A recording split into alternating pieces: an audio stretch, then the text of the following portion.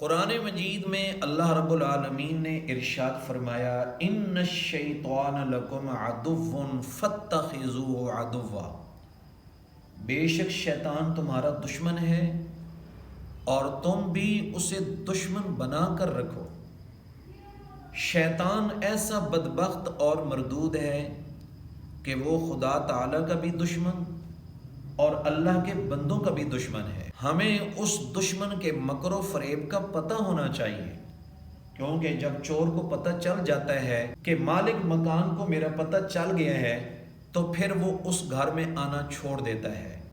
اسی طرح جب شیطان کو پتہ چل جائے کہ اب یہ بندہ میرے مکر و فریب کو سمجھ چکا ہے تو پھر وہ بھی اس سے نا امید ہونے لگ جاتا ہے اور پھر اس کے جال کام نہیں کرتے۔ سامعین محترم، آپ دیکھیں نا، یہ شیطان دنیا کے اندر کتنے فساد برپا کرتا ہے۔ کہیں پہ لڑائی جھگڑے، کہیں پہ قتل و غارت، کہیں پہ بدکاریاں اور کہیں پہ شراب کا دور دورہ۔ یہ سارے کام شیطان کس طرح کرواتا ہے؟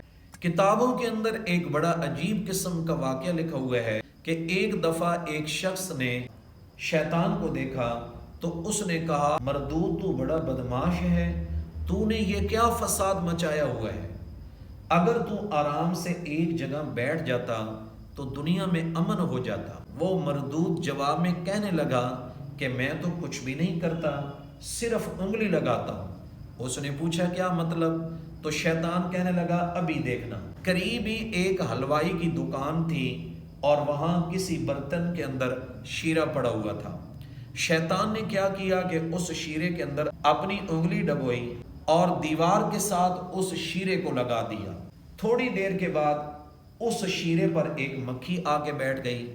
اس مکھی کو کھانے کے لیے قریب ہی ایک جگہ سے ایک چھپکلی آئی۔ پاس ایک آدمی کام کر رہا تھا، اس نے چھپکلی کو دیکھا تو اس نے اپنا جوتا اٹھا کے اس چھپکلی کو مارا۔ چھپکلی تو نیچے سے نکل گئی لیکن وہ جوتا دیوار کے ساتھ ٹکرا کے حلوائی کی مٹھائی پر آ گیا۔ اب اس حلوائی کو غصہ آیا اور اس نے جوتا پھینکنے والے بندے سے کہا کہ تجھے شرم نہیں آتی؟ دیکھتے نہیں ہو میں نے ابھی ابھی یہ مٹھائی بنائی ہے اور تم نے میری مٹھائی پر جوتا پھینک دیا۔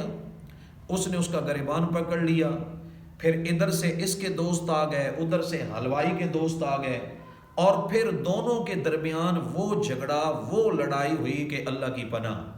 اب شیطان اس آدمی سے کہنے لگا، دیکھتے نہیں ہو میں نے تو صرف ایک انگلی لگائی تھی۔ سامعین محترم، ایک انگلی کا فساد اتنا ہے تو پورے شیطان کے اندر کتنی نحوست ہوگی۔ اللہ رب العالمین اپنے فضل سے، اپنے کرم سے ہمیں شیطان کے شر سے بچائے۔ اس لیے تو فرمایا کہ تم شیطان مردود سے اللہ کی پناہ مانگا کرو، اعوذ باللہ من الشیطان الرجیم پڑھا کرو۔ سامعین محترم، یہ اتنا سخت دشمن ہے کہ ہم اپنے علم سے، اپنے تقوی سے، اپنے ہنر سے اس کے حملوں سے بچ نہیں سکتے جب تک وہ رب العالمین ہمیں اپنے فضل سے نہ بچائے۔ شیطان ایسے کام کرواتا ہے کہ جس سے انسان کے اندر غصہ آ جائے اور باقی کام انسان کا نفس کرتا ہے۔ اس لیے مومن بندے کو چاہیے کہ وہ اپنے اندر صبر پیدا کرے، برداشت پیدا کرے اور اپنے آپ پر قابو پانا سیکھے، کیونکہ جب انسان غصے میں آتا ہے تو پھر غصے کی حالت میں بہت سارے غلط کام کر بیٹھتا ہے اور شیطان غصے کے وقت اس کی رگوں کے اندر اس طرح دوڑتا ہے جس طرح خون دوڑتا ہے۔ ایک روایت کے اندر ہے جب انسان غصے کی حالت میں ہوتا ہے تو شیطان اس کے ساتھ ایسے کھیلتا ہے جیسے کوئی بچہ گیند کے ساتھ کھیل رہا ہوتا ہے۔ آج کل کے ہمارے نوجوانوں کی سب سے بڑی بیماری غصہ ہے۔